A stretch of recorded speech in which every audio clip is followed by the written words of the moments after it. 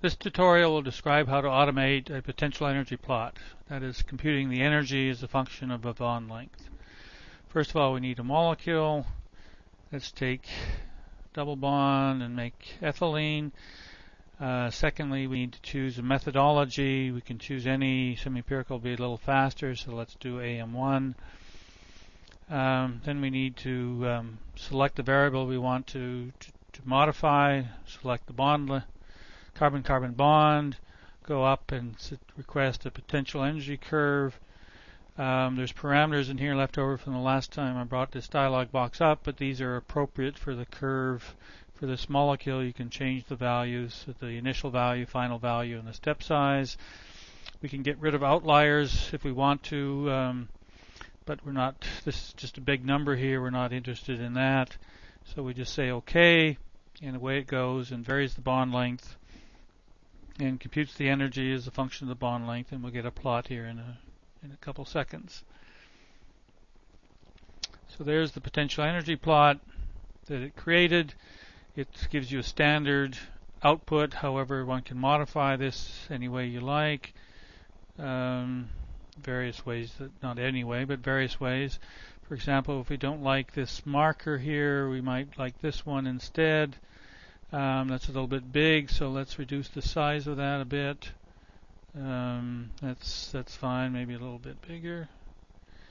Here's the marker. If we don't like the color, we could change it to red, for example. If we don't like the titles on the axes, we could call this ethylene.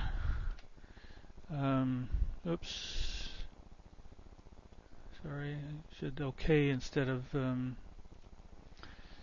apply. So now the title is ethylene. Instead of doing a spline here as we've done, we could try a polynomial. Degree 2 is not very good, obviously. Third degree polynomial, not very good either. Fourth is starting to get there. Fifth is pretty good. Increase the accuracy of that a little bit, and something like that plot seems perhaps appropriate. Anyway, we can take this plot now, if we want to, by Shift print screen, Alt print screen, and put it in the clipboard.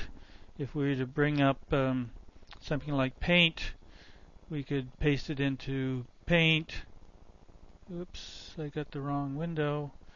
Let me get rid of that one and select this window. Print screen, Alt print screen, bring paint back, and paste again. So here we have the graph in paint, and we can copy this into Microsoft Word or somewhere else if we want to edit it. For example, we don't want this here. We could cut that out, delete that, and so on, and modify it any way you like, and put this into a manuscript or a document. Anyway, that's the way to obtain potential energy plots relatively automatically with HyperChem.